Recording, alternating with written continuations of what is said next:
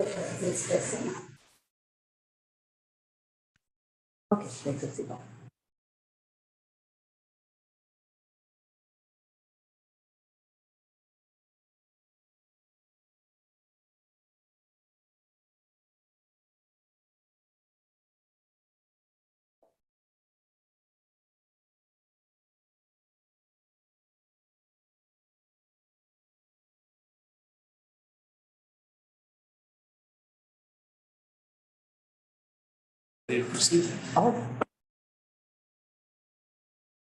This is a very exciting meeting. It happens to be today, February 20th, the last day of February. And so it's good to be coming together on this last day for this meeting of council. Madam Clerk. Thank you. I require a mover and a seconder. Moved by Councillor Kelly and seconded by Councillor Trahan. That the draft agenda presented to council and dated the 28th day of February 2023 be adopted as prepared. All in favor? C'est bon, carried. Thank you so much. Accepting the minutes of the previous meeting. Thank you. I require a mover and a seconder. Moved by Councillor Trahan and seconded by Councillor Champagne. That the minutes of the council meeting held February 14, 2023 be adopted as circulated. All in favor? C'est bon, carried. Thank you so much. Any business arising from the minutes? Just a question, is Deputy Mayor on in? No way. She's not joining. She's not joining. Okay. No, she's not there. And so there being no business, we'll proceed to declarations of conflict of interest, the pecuniary interest thereof. There being none, chair's comments, there being none, we will proceed to delegations to council. And this evening we have with us Mr. Scott Gardner, and Mr. Gardner, if you would like to approach. And we welcome you.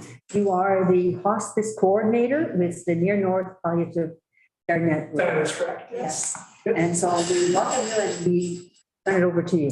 Thank you. As mentioned, my name is Scott Gardner and I'm the hospice coordinator with the Near North Palliative Care Network. First off, I'd like to thank you for the opportunity to speak in front of you tonight. The Near North Palliative Care Network is a volunteer visiting hospice for the Nipissing and East Parry Sound region. Our catchment area stretches north as far as Temagami, south to Novar, east Mattawa, and then west out to West Nipissing and beyond if our services are required. We've served the area for the past 35 years. We had our 35th anniversary in October of 2022. We provide services such as palliative care support, caregiver respite, grief and bereavement support. We also run adult day programs that consist of art workshops, yoga, music therapy, and other programs such as that.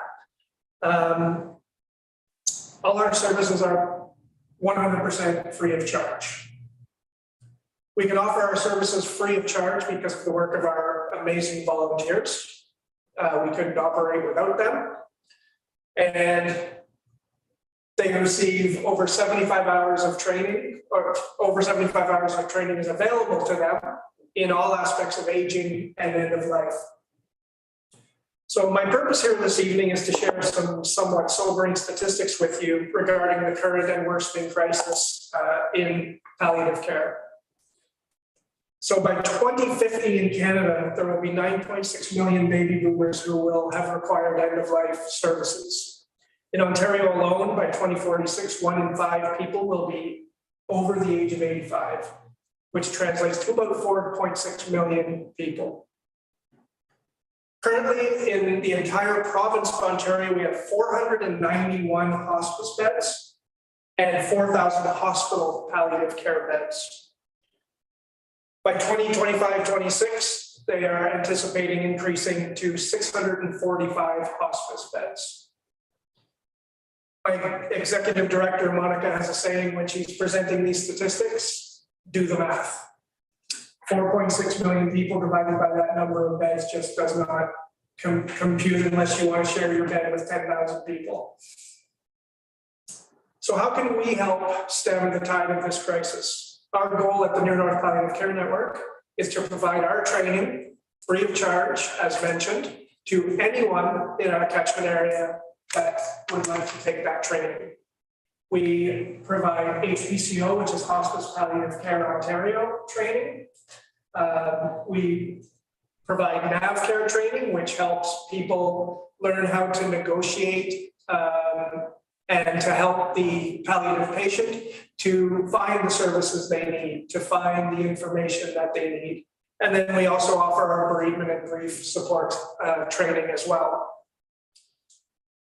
So what this would do is this would ensure that throughout our area, we have people that are armed with the knowledge required to be able to assist their family members, their neighbors, their friends, when the need arises. So what this accomplishes is it allows the person that is in need to stay at home longer, who among us doesn't want to be in our home as long as possible. This also benefits the primary caregivers who often experience their own stress, burnout, which leads to their own health issues. And they are not in a good position to help their loved one if they themselves are in need of help. They often lose their jobs, their social circles, their relationships, their marriages because of the strain and the stress of trying to take care of their loved ones. And sometimes they just need a couple of hours in a day to go out and take care of the things that they need to take care of. This also benefits the healthcare system as it minimizes ER visits for those in need. And it also minimizes overnight hospital stays, which helps in twofold. As we know, our healthcare system is already stretched to the limit. So it relieves some of the strain on those first frontline healthcare workers, and it also keeps beds available for those that are really desperately in need of them. We are looking to network with the members and leaders of our local communities, such as yourself, to advocate for the services that we provide and the training that we provide, and the volunteer opportunities, of course. Thus building our volunteer base and building a number of residents in our communities that are ready to assist when and where they're required. Almost like a volunteer army. Even if they do not become our official volunteers at the end of the day, that is our ultimate goal, to provide the training and have them volunteer with our organization. However, if they take the training and are ready to assist, even if they aren't our volunteer, that's still a win for us because it still helps the person in need and helps our communities. It's our hope that we can maintain a dialogue with you, the leaders of this community, to discuss ways that we can bring this issue to the forefront, as well as the opportunities that Near North Palliative Care Network offers to anyone and everyone that is interested in being part of the team with the mission to see that everyone in our communities can live and die with comfort, dignity, and the support that they so richly need and deserve. So thank you again for the opportunity to speak, and I would be happy to take any questions. Thanks, Brendan. Yeah, so questions, you may have a read, Councillor Champagne. At the end of the day, what exactly are you asking from us? The first thing, frontline, that we're asking is spreading awareness. Our two biggest challenges at our organization are, and this is the same for a lot of people, funding and volunteers. So if we can work with you to get the word out about the training that we provide, about the services that we provide, via your social media networks or your website or any other mediums that you have, that would be a great first step. Because when I speak in front of, this is my, I believe, 7th council in our region that I've spoken with, one of the main things I always hear is, oh, I didn't even know you guys were there. So if the leaders of the communities don't know we exist and what we do, then the population is most likely not going to know either. So I think the big thing that we are asking is just to work with you and to get that word out about our services and our training. And as I said, if it leads to people taking the training but not volunteering with us, we're okay with that. But obviously the ultimate goal is to also get volunteers as well. Just, obviously we know you're there. I just wondering, are you looking for training space? Are you looking for something like that? Or where do people go and get trained for this? All of our training is currently online. We are before COVID, of course, the famous before COVID, we did offer training in person. We are looking to get back to that. So if the municipality has space available that they are willing to provide, that is something that we would definitely be interested in as well, because our goal is to get training back. Because people, might not want to drive into North Bay or, wherever to do the training. So if we have spaces available in each of our communities, that would also be a big help for when we do get back into our full sort of in-person training. Interesting. My family benefited of the services of the Near North Palliative Care Network, and we all have good things to say. I like when you define it as the visiting hospice. Yes. And I find that people sometimes they think, when we talk about the hospice, they think about our wonderful hospice in North Bay, Yes. but they don't realize that there's also there's separate organizations, and That's right. they offer different different services, if I may put it in. That's right, yes, we often get confused for Serenity Hospice. And so we explain Serenity Hospice is the residential hospice, the clients, live there for the end of their life. We are the visiting hospice, we send our volunteers out to people's homes to assist them there. So, and then when we explain that, then kind of a light bulb goes off. But yes, we do get confused for Serenity Hospice quite a bit. I was surprised that there were members in our community that had obtained the training and that did provide services. They were from East Paris, and so those were good questions you asked about how we might help, and it might be something to consider how we might. We're not obviously going to solve that or think of that tonight, but we take away the message unless are there any further questions? I don't have a question, but again, thanks a lot for everything you do, Scott. As we know, we know what your program is all about and everything like that.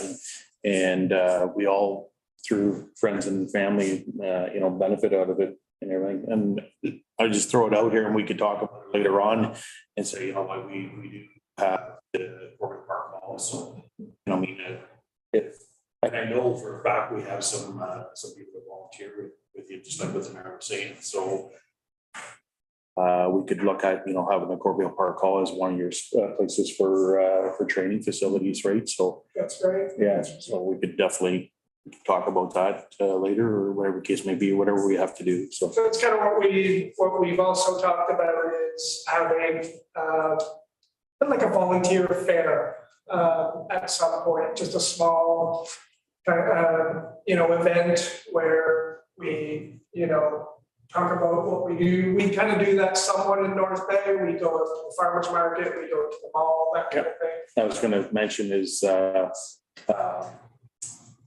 one thing you said was the social media is we definitely something we could put on there. But again, maybe this is something that the Economic Development Committee could maybe take a look at. But also we have a trade show coming up in May, so I would throw it out there and say, if you guys are interested in attending our trade show where we have over 1,000 people visit in one day, attends the Astroville Arena for our trade show.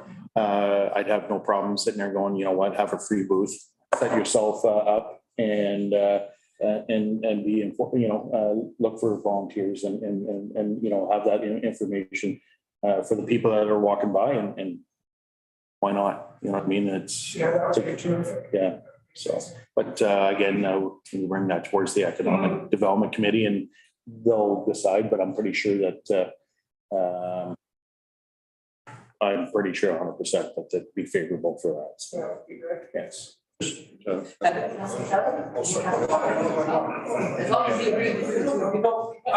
thought that we have a very active and large 50+ club. of the Cornfield Hall. So if you have any brochures to advertise, both for not only your services, which are and they're a blessing from on high, but quite frankly for volunteers as well. Because a lot of times the elderly people are more comfortable with someone in their own age. Yes, that's very true. Yes, we do see that a lot, for sure. Yeah, that would be great. I'd be happy to get some of our printed materials, brochures, flyers, that kind of thing. And we could pass on the one or two of the executive club. If you could reach out to them, you might be able to make a presentation. It's a possibility. I'm just saying, can't speak for them, but Okay, put you in touch with the right people. that would Definitely. be great, yes, that would be great. Okay. Do we know what your website is? Do you have a website? nnpcn.com.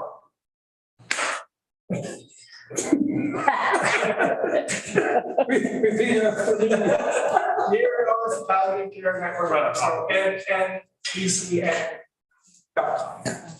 Okay, The same way.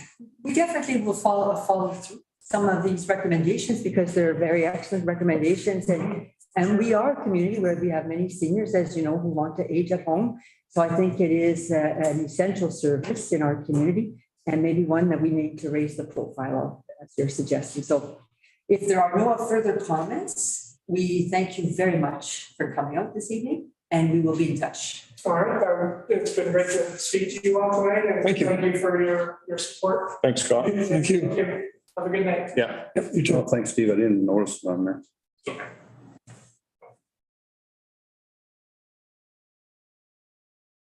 Okay. Right there. It's on the top there. All right. Yep. Very good presentation. I was looking for a phone number. On that note, we'll move forward with committee reports.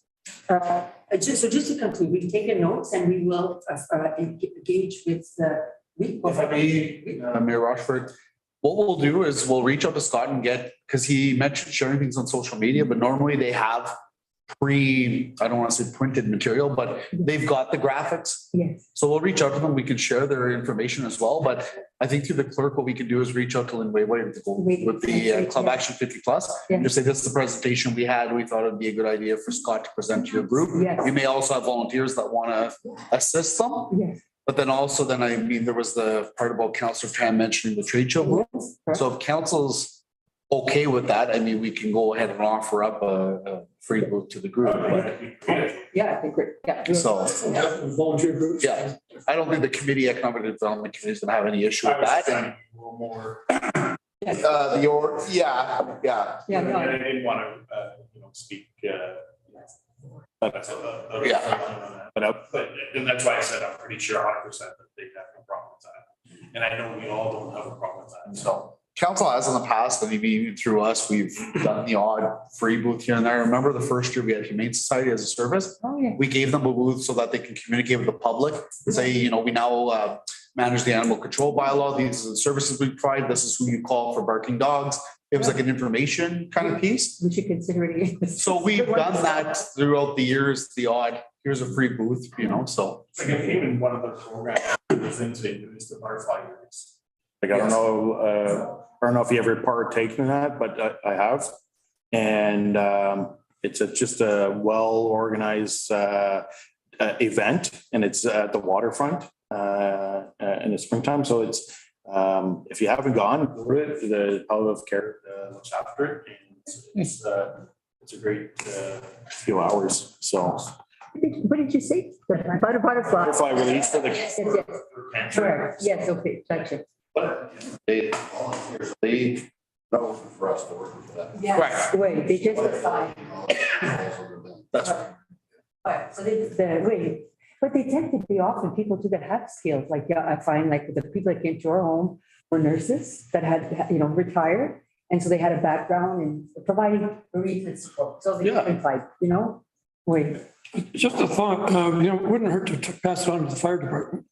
Because unbeknownst to a lot of people, the fire department deals with instances of death on a regular basis. And even to talk to people who have been through it a couple of times or are used to this, because sometimes you're quite frankly, you can be stuck for words. Yes. And it's a very unusual circumstance, but it happens on a regular basis. So just to talk to people who are experiencing it on a regular basis. Anyway, that's mental health, too. That's up to the fire chief. And so with that, we'll move on to committee reports, Public Works and Infrastructure Committee. There's none to report on. Any specific comments, Councillor Champagne? No, everything is, well, we can get. Been slushing and pavements have been good and roads have been fairly good. We only had one little issue there with icy roads, but there's nothing we can do about that. So I don't think, no major complaints except for a couple garbage tons and tumbling, but otherwise. Same old, same old. C'est bon. Community Emergency Management Committee. This evening that will be coming forward as part of our meeting agenda. Fire and Emergency Services Committee, you had a meeting, I believe, Councillor Grant? Yeah, we had a meeting on the morning of the 27th. So nothing has been, Yes. minutes hasn't been drawn up, so we'll carry that on. Okay. Planning Advisory Committee, Yes, we had a meeting. Councillor Kelly. good meeting. Short but good. We had the lady who re-socializes cats. She takes feral cats and socializes them for adoption. Nice. It was first time, you think you've seen everything, you really haven't. Obviously, I mean, this is, but the great part is there's no impact on the neighbors because they're all indoors, facilities indoors, and very dedicated individual, her and her husband. Yes. So we went along and said, you know what, we're going to rezone it, and she'll have anywhere from 8 to 10 cats at a time. And she'll socializing them with various levels of acceptance. I mean, you know, because a lot of them are barn cats and we have a lot of cats. I mean, just, you know, just a fact of rural life. So, but very dedicated individual, and we wished her luck, and we rezoned it for special use. It's like it's separated from the house. It's a totally different room, right? I believe it is, yeah. That's the recommendation. But there's no, in case you were, there's no impact on the neighbors. That's what Okay. I was underlining that, yeah. With that said, let's move to the recommendation and the motion. Thank you. I require a mover, Councillor Kelly, and seconded by Councillor Champagne. Whereas public input was received at the public meeting of the Planning Advisory Committee meeting held February 15, 2023 for file number C 2023-01, Teresa and Kevin Gilchrist for the lands described as concession 9, part lot 12, remainder parcel 1945 WF on what is locally known as Lebbing Road, has applied for zoning bylaw amendment to rezone the property from rural to rural special in order to permit a cat rescue use. And whereas the application is consistent with the provincial policy statement 2020, and whereas the application is in conformity with the policies contained within the official plan for the municipality, be it hereby resolved that council approves the recommendation from the Planning Advisory Committee meeting held February 15, 2023, resolution number 2023-07. All in favor? Well, Carrie, thank you so much. There was a committee of adjustment. Any questions before we move on? There being none. Recreation, Parks and Culture, there was no meeting. Economic Development, none. Striking Committee, none. And so there were no boards meetings as well.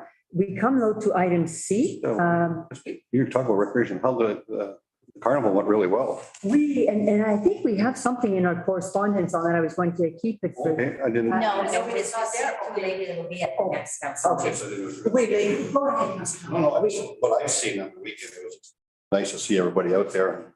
A lot of people are saying the same thing, is that, you know, they haven't seen the families in three years, and it was really nice to see them together again. And even the curling was awesome, and the place was just booming. It was just nice to see, and it looks like they made everything work, you know, well without the kitchen being upstairs, so everybody did their share. Fortunately, I couldn't be there for breakfast, but I closed the curling club on Saturday night, so not closed it, we literally closed it. You were volunteering. But anyway, no, just talking to people, everybody was happy. The hockey games were great. Most of them went to overtime. fans are really, really happy and good, doing great. And nice to see on the Sunday morning, that'd be 30 or 40 cars in the parking lot, so everybody used the bus. It was really nice. Yeah. No, great job, Mayor and all the volunteers. Waiting list for tickets for the dance. Right, yeah, Yeah, right now. It's sold out. sold out.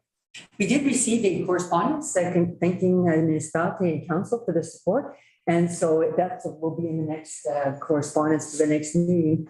But we must really raise our hat to I think the organizing committee, they were 5 people. That's all for all of that event. It's A lot of work. quite incredible. I know they have volunteers, to your point, Councilor Champagne, but ultimately, they did a lot of work. And so I would think that maybe part of next week when we see, or the next council meeting, we make a recommendation to send out a thank you letter to that committee. Oh, yeah. I think it would be most appropriate. And so, yes, and thank you to, we had 2 organizations as well that participated, the East Ferris firefighters. So if you could, Councilor Tanak, send congratulations. I think the pancakes were very good. I understand they served 200 breakfasts. It was a real hit. And for the Sunday morning, the Recreation Parks and the Culture Committee ran out of everything. Everything was eaten. There was no more food left. And our CEO did a great job at serving people. It was really a great success overall. So we had good participation from community members. So all in all, If we can thank the staff as well. Parks and Rec. oh my gosh, we worked hard. Our premises were so clean. And so yes, if we could please extend on your behalf, we Yeah, I know staff worked overnight Saturday. wait. They stayed right through because I think there was only a 2-hour kind of break from when the carnival committee was done their event to the rentals. So we had staff throughout the night. So Wow. yeah, That's good. they were really committed. Fireworks went well too, Steve. Oh, Yeah. yes. Yeah, it's just to speak on that a little bit, the fireworks is talking to Will, the organizer, the guy, the person that likes the fireworks. Will said it was great. He said, his personal opinion is that's kind of the way to go. You don't have the competition with Canada Day with other municipalities. It was easy cleanup. It was a lot less weather effects where he has to worry about. So on behalf of the person who likes the fireworks, so might be something that we may be looking at. We can look at as a whole. Something we can do for the community, and it's a nice little thing in the wintertime too. So Light them off earlier as well. exactly. Yeah. So and it was everybody can go, right? So it's not trying to fight for different positions. It's you got the whole lake, you got the whole bay actually. So yeah, so I think that was great for the community and for everybody else that outside the community that could partake. And I know the kids had a great time out there, so it was good. It was nice for the kids too. Most of the kids weren't complaining. It was windy, it was cold. Weren't complaining. No. And one of them, girl, she said, at least no bugs. That's true. 10, 11 o'clock at night, Yeah. mosquitoes and everything. Oh, see ya. All in all, 7 o'clock is the perfect time. Yeah.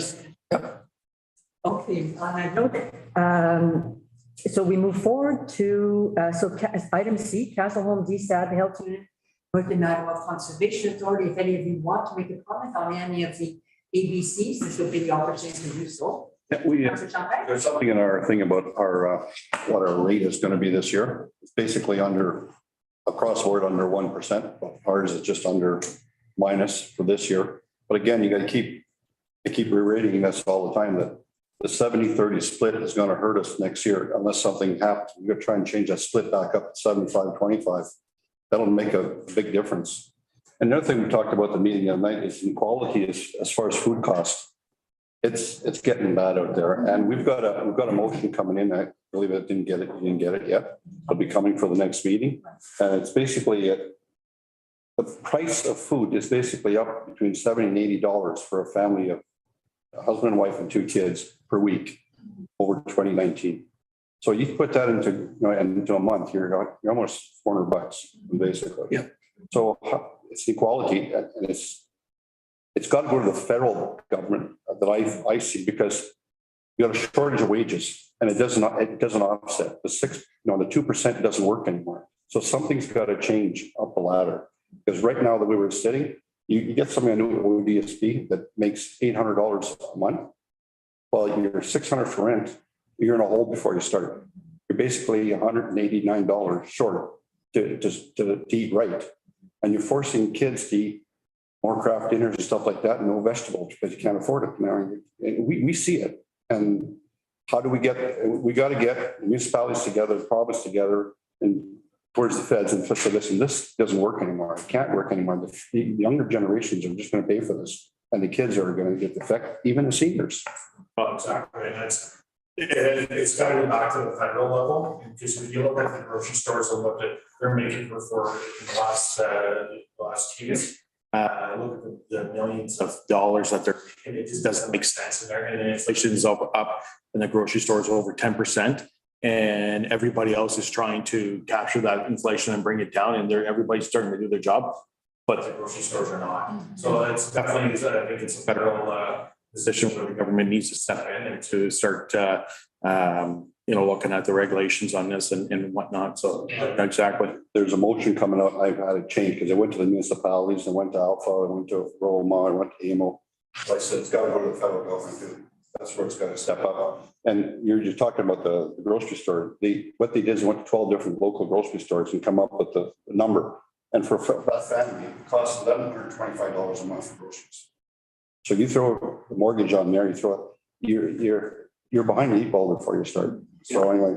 It is disturbing. I mean, this week I was listening to some of the earnings that were being reported, in particular by a very large Canadian grocer, and record profits. And when they were questioned by analysts, why are they not putting that back into lowering prices for consumers? Their response was because they have a queue of other producers that are pushing for price increases. And so they said that they feel that they're just not in a position to do so. But that certainly was the comment of the journalist, that there's a need. There's a board there, and not to get really deep on it, on down that hole, but I'll call, that's disturbing to hear that, because that's not right. So that's why I think it's a good thing if we have a resolution that's coming forward. It's coming from the health unit. And the two names that they use a lot is, it's inadequacies, and the other one is insecurities. And that's basically what it's all about. We have to, well, the health unit, it's public health, you're preventive, right? We can't do anything unless you get the funding to work with these families. So when you're stuck with the 70-30, there's not enough there. So either we're looking at staffing issues, or we're going to have a 50% increase. And that comes from the upper level, right? And they have a good chair. No, I don't mix words, so that's what's got to get done, so. The gap is trying to go. So well said, that it would be good. Yeah. And hopefully we support it. I'm sure we will, but okay, that's it for me. Yeah. Anything else from any of you? Well, DSAP's under correspondence, but once again, the levy is up. Was it 1.3, Jason? The exact figure, I don't know the rate. I know we're about $56,000 or $57,000 more than last year. Exactly. We're pretty close to 1% of our tax levy. And there's a number of programs that DSAP has said no to. The one came up last week's meeting, and it's like the federal and provincial governments want to get off the hook and put it back on municipalities. So now they've come up with some new thoughts. Well, if we give you this, then you sign up for this for 20 years. It's just, it makes no sense. It would bankrupt small municipalities. And I don't know where the answer is, but the path we're going down is not a good path to be on, that's for sure. And it continues to grow. You see the results firsthand. We don't see it in downtown Corbeil or Astorville, but in the cities, and that's across Ontario. And a friend of mine is the mayor of Echo Bay, same deal up there. Not sustainable. Exactly. Well, and look at the petty crime and more serious crime as well. Continues to rise. So no, it's not good. The increase is actually a little over 59,000. So basically 1% of tax levy. Yeah. Last year's tax levy. And it's exponential. It keeps growing. Yeah. So we'll be over 1.4 million next year. Unfortunate. It's a dire prediction, but you're pretty well on the money. Start on council at 280,000 a year. I believe it was. We're in DSAP. Well, now we're 1.3 and change. 1,000,003. Thank you, Councillor Kelly. problem. Just on Castle Home, I think as well in the correspondence, we see the town of Bonfield. Township of Bonfield, they passed a resolution of support, agreeing to support all the other municipalities. Their position on Castle Home, so now it's a united front in how we deal with that issue. So it was a very nice resolution that was brought forward. So thank you to the Township of Bonfield for reconsidering and seeing that forward. On that note, if there are no further comments, we'll move to bylaws. C'est bon? The first bylaw is to appoint the building inspector. So I require a mover and a seconder. Moved by Councillor Diane and seconded by Councillor Kelly. Whereas council for the municipality of East Ferris deems it expedient to pass 3 readings of the following bylaw at this session, be it hereby resolved that a bylaw to appoint Techpreet Singh as municipal building inspector for the corporation of the municipality of East Ferris be read a first, second, and third time, passed and numbered 2023-07, and that the said bylaw be signed by the mayor and clerk and sealed with the seal of the corporation. All in favor? Carried, c'est bon? Perfect. Next bylaw is for the municipal law enforcement officer. I require a mover and a seconder. Moved by Councillor Champagne and seconded by Councillor Diane. Whereas council for the municipality of East Ferris deems it expedient to pass 3 readings of the following bylaw at this session, be it hereby resolved that a bylaw to appoint Techpreet Singh as municipal law enforcement officer for the corporation of the municipality of East Ferris be read a first, second, and third time, passed and numbered 2023-08, and that the said bylaw be signed by the mayor and clerk and sealed with the seal of the corporation. All in favor? Question, when is this person starting? Monday. Monday? The third bylaw is the emergency program and plan. I require a mover and a seconder. Moved by Councillor Diane, seconded by Councillor Champagne. Whereas council for the municipality of East Ferris deems it expedient to pass 3 readings of the following bylaw at this session, it hereby resolved that a bylaw to adopt an emergency program and plan for the municipality of East Ferris be read a first, second, and third time, passed and numbered 2023-09, and that the said bylaw be signed by the mayor and clerk and sealed with the seal of the corporation. A lot of work went into this. And I would say by the staff and by the fire chief and yes, absolutely. A lot of credit to Kim Rose and Tim Shepherd. They went over page by page, Okay, good. and then we all reviewed it together as the group, but they put a lot of work into it. The other one's really outdated. Yes. All in favor? C'est bon, carried. Thank you so much. So yes, please extend our appreciation for the attention to this important matter. We move into correspondence and information items. Councillor Kelly.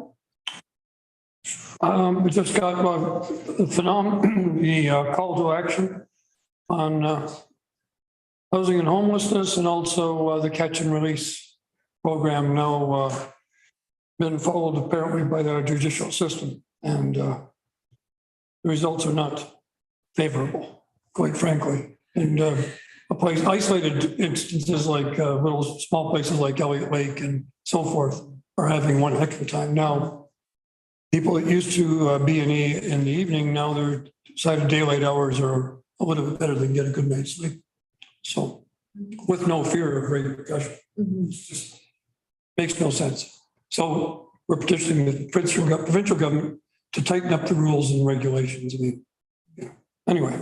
I prepared the resolution for the housing and homelessness to be brought tonight Thank you. for the action items, as the municipalities are starting to support it. Thank you. So that one will be done. As far as Castle Home goes, I was talking to the chair of DSAB, and I believe there's going to be some more issues coming down from Castle Home. There might be some motions coming forward to council. So that's the rumor around town. Okay. Yeah, thank you. What's about? Councillor Fan. I can speak on a little bit of the Nottawa Conservation Authority last 2 meetings. There's still, There was a elections for the chair and co-chair and the executive. And then also there was a couple, they're still in the draft of their budgets, hasn't been passed yet. We had a presentation with regards to the budgets for the upcoming year. As well as I just want to make a comment. There was they had a competition, the Meadow Conservation had a photo competition for a few different areas for taking photographs throughout the region, I guess you're going to say, their catchment area. And I was really taken back. I just could not believe the photos that the people presented. So there was a nice presentation with the winners of the photographs. That was with regards of the different pictures that was taken. And anyway, I just want to throw that out there, and anybody's that's listening or watching and that was partaken in that competition or that the photographs. It was quite well done, and I was really impressed. So good for them. We've had a lot of people in East Ferris part of that program, bring it back to you, what Dick Taffel, all the birds, and I'm like, he was Way back. yeah, we've had a lot of good people there in East Ferris. And Dave Dale was there, and there's a couple other people from our area that was there, but yeah, it was really good. It was central to our community. Yep. Well said. C'est bon, so Councillor Champagne? The only one I'm unsure of is East Ferris Parry Sound Veterinarian Services Committee. What's that all about? That's a long standing. It's long-standing. Yes. They've been around for many years. We consider it a membership, and council already approved this back in January, a Yes. list of the memberships, but this one seems to come in late throughout the year. So you see we're getting billed April 2020 to 2023, and then another 300 for April to next April, right? Because we didn't get anything for last year. This is, from what I gather, the area farmers are able to get veterinary services through this group at no cost. It covers, I think, our memberships, and that covers the travel, the mileage of the vet. Of the vet. As well as to municipal farmers that are part of this association. Mike Champagne came before council a few years ago now to say that East Ferris used to support this group, and then we were not, and I guess we were told we were behind a few years in membership fees, but it was just because we had not, supported it. So at that time, council agreed to support, and we have been ever since, and it's been about $300 a year since then. Is that? They stock, Value or, no, it's got it's no. got none of this or loss of livestock? No, That's all. no. I know we used to have a person in charge. Okay. Paul is still the Paul life. is our livestock evaluator Is it? that deals with the ministry and any locals that need the services. No. Livestock things. We also, on the fire department, every year, the outside vet came and was available for inoculations for all of the animals. Okay. So there would be people show up with multiple dogs and so forth on one day in the spring. That was the rabies clinic. Exactly, yeah. Yeah, we haven't seen that since COVID. Oh, okay, Yes. all right, because it was a regular, I mean, I used to look after it, okay. setting up the date. Yeah, okay, you organized it. Yeah. Yeah, and it was great because a lot of people showed up. It was well attended. Nothing unusual, 50 to 70 different animals and so forth. Is that something you want to revisit? They usually, what happens is our vet in our area usually gets a hold of the fire chief. And then it gets right. Exactly. So it's something that's. It took place in the fire. Yeah. We used to bounce it between each halls and. Yep. All right. So we get value out of this membership? We do. I think so, yeah. farmers That was do, my yes, answer. Thank you. yes. Or my question. Anything else? Okay, approval of correspondence and information circulated. Mover in a seconder, please. Moved by Councillor Kelly, seconded by Councillor Trahan. The council approved the correspondence and information circulated with the agenda dated February 28, 2023. All in favor? C'est bon, carry. Thank you so much. The City of North Bay resolution on Castle Hall. Yeah, we received this resolution and I put it forward to action items, so because everybody is all involved in the council hall. So I require a mover and a seconder. By Councillor Tanya, seconded by Councillor Kelly. Whereas the recent announced construction funding subsidized by the Ministry of Long-Term Care could have significantly benefited the members funding municipalities of Castleholm. And whereas that funding was intended to incent new construction and provide financial stability during the recent unexpected construction cost and financing cost increases. And whereas Castleholm's borrowing rate at Infrastructure Ontario will not be fixed until construction completion and has increased in the past year by approximately 2%, representing about $1,500,000 annual increase to municipalities. And whereas provincial construction funding subsidized was increased in 2020 and has not since increased with rising construction costs and borrowing costs, significantly increasing the financial costs to the member municipalities.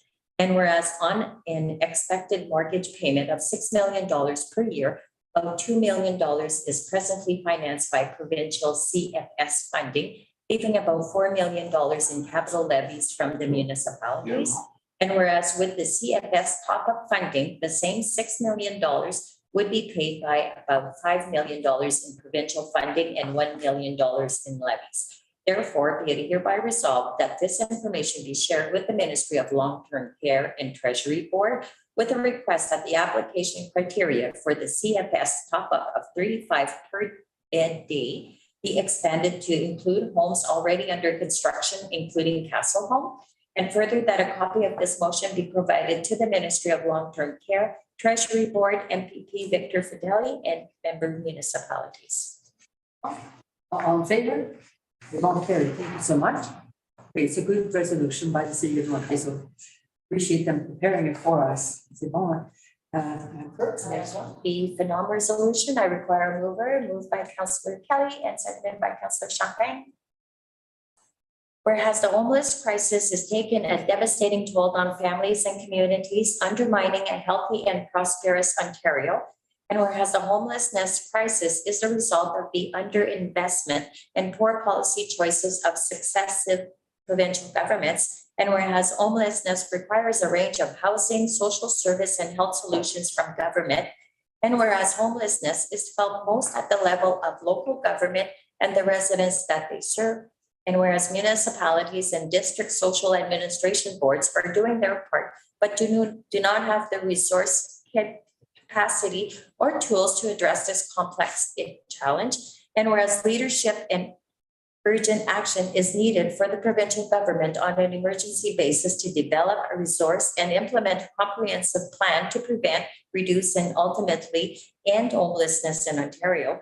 Therefore, be it hereby resolved that the municipality of East Ferris calls on the provincial government to urgently acknowledge that homelessness in Ontario is a social, economic, and health crisis, commit to ending homelessness in Ontario, work with AMO and the broad range of community, health, Indigenous, and economic partners to develop a resource and implement an action plan to achieve this goal, and further that a copy of this motion be sent to the Minister of Municipal Affairs and Housing, the Minister of Children, Community and Social Services, and the Minister of Health, the Association of Ontario, and the Federation of Northern Ontario Municipalities. All in favor? C'est bon, carry. Thank you so much. Good work by Phenom. Thank you. Of approval of accounts payable. Thank you. Mover and a seconder, moved by Councillor Trahan and seconded by Councillor Kelly. The council approved the general accounts for the municipality of East Ferris as indicated in the check register dated February 28, 2023 in the amount of $468,125.26. All in favor? C'est bon, carry. Thank you so much. Other business. Councillor Kelly. Yes, I'm wondering if the letter that council received should be in camera. We need to share it with our city. Yes, so yes, I think that is maybe Way to go. Identifiable. Individual. Okay, I can add that in. Yes, okay, that'd be all right. We'll put it under other business. Wait. So, please. Make a motion to go in camera then. Okay. Do you have any other items? Are there any other? There's items two other items as well. Under other business? Other business, Other business. yes. Okay, would you like to proceed with those? Sure, no problem. We'll go with- Sure. and then we go in camera. Yep. I want to talk about council remuneration. Just a brief history. One time in East Ferris, councillors served 1-year term, then it was a 2-year term. And then, I know when I was first elected, it was a 3-year term, and now it's a 4-year term. It's become, quite frankly, more demanding. The liabilities, your performance levels and so forth, everything's increased, and your knowledge just has to increase. Also, the number of committees and travel and so forth. So, and I know for a fact we're falling behind the times. So basically, inflation has gone crazy the last 2021 and 2022. And there's no signs of it. We're just talking about the food crisis. No signs of it slowing down. So right now, council's sitting at, and it is a further thing to it, so it's a bit of time, but right now, council's sitting at, on a yearly basis, $13,308, round figures. And I'm proposing we go to $18,000 per year. That's for a councillor's position. The deputy mayor's position is $70 more per month. The mayor's position is, if I'm not mistaken, it is $847. That's on 2022 figures. Now, what's happened with the mayor's position and the deputy mayor's for that matter as well? And here's where percentages enter in. In 2019, the mayor's salary was $811 more than a councillor's salary. Today, until at the end of 22, the mayor's salary was $847, difference between a councillor. So my proposal is that from now, if we approve, if it gets recommended and approved, and I know Jason, you're coming forward with a report. We'll come to that in a minute, but quite frankly, what I think should happen is we set a base rate for the mayor's position, councillor's position, deputy mayor. Just say we settle on 18,000, then the mayor automatically would be $900 more per month than the councillor's position, and that's on a yearly basis. That's $900 per month over by the year. From then on, the mayor's position would be attached to the CPI, Consumer Price Index. But whatever it is in monetary funds then goes allocated to the deputy mayor and the council, per councillor, simply because the gap will not continue to grow. Because right now it's growing exponentially. I'll give you an example. In some municipalities, everything's gone up 6 to 7%. Well, if the mayor goes up 6% and a council goes up 6%, it's more in the end. You know what I mean? So, but I think if the mayor goes up by CPI, the rest, deputy mayor and the 3 councillors in our case, they go up monetarily. The same amount the mayor is getting. That way the gap does not increase between the mayor and council, if we're in favor of that. But we have fallen well behind the 8 ball. I'm hearing salaries of anywhere. We passed on last week, 2 weeks ago, the Deep River. They were the lowest paid in the area at 10,000, a little over 10,000. Now they're getting 17,000. And as we know, we're available 24/7. It's that simple. And some people, we do get calls from the weekend. So I think, you know, no one signs up to make money. But quite frankly, I think we should be paid for our efforts. We're the directors of an $8 to $12 million corporation. And there's a lot of trust put in us and we're accountable. So, and we've done, in my opinion, a good job. And I think the results of the election would prove that. So just stating facts. Is there any questions about figures? No. You in agreement? No, I don't agree. No? Very much so. I think good work by Councillor Kelly, good research. Thank you. And And so on that note, concurrent, so I guess the intention here is to pass this on to our CEO, who we asked at our last meeting to do not investigation, but a Recommendation. And to bring forward a recommendation to council. If that could be done, quite frankly, in the next, for the next council meeting, that would be ideal if it's possible. In your spare time. I know you got a lot on your plate, but there's no argument. You will, it's a priority. it would be retroactive to the start of this council term. Just a quick question. When's our budget start? We will be starting in March, Yeah. probably towards the end of March. Yeah. We usually pass our budget into April. Do I get the feeling that you don't want to wait the budgets? I think you want to get something done by the next meeting. I do, because and then it's going to reflect, like right now, it's like throwing darts at a board, what inflation is going to be. That's why I put it on a yearly basis. We used to be able to go say, hey, inflation's running at 3%, no problem. We got 1.5%, council got 1.5% per year the last 4 years and fell drastically behind because of it, in my opinion. So, and I have a second item as well, if we're done with that. Is it a different item?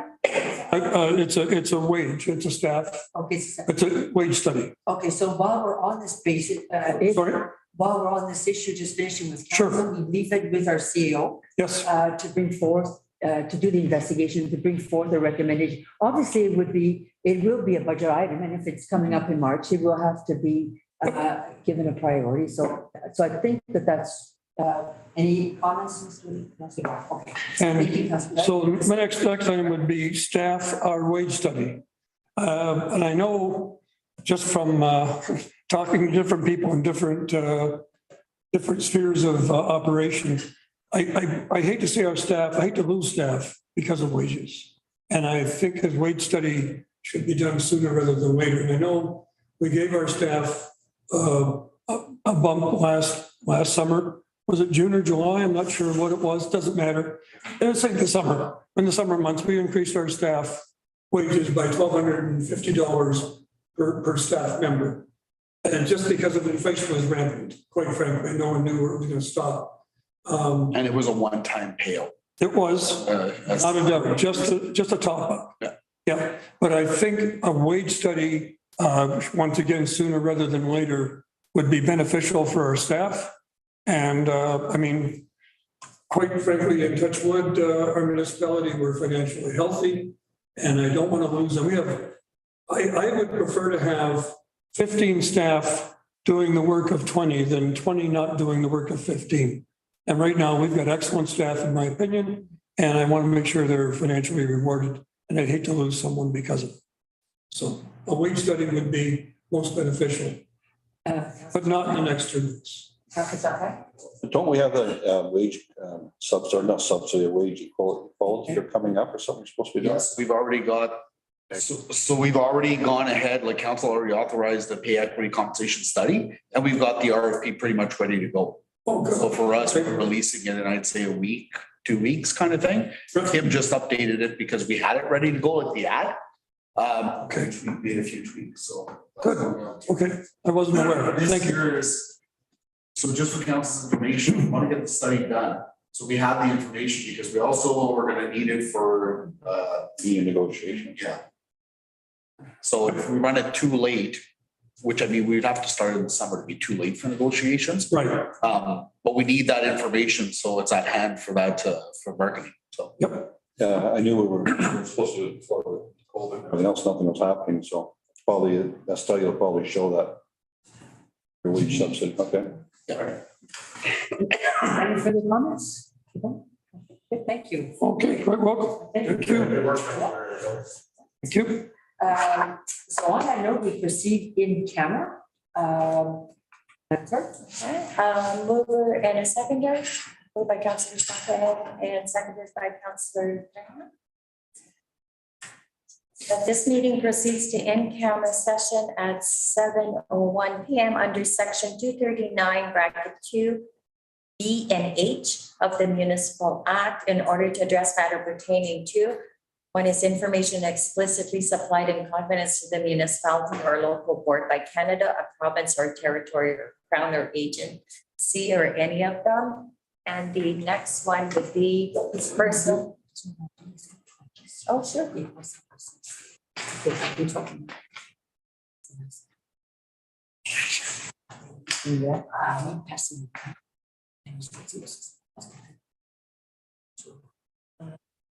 would be personal matters about an identifier. That's the one I was going to use. That's B. I would say so.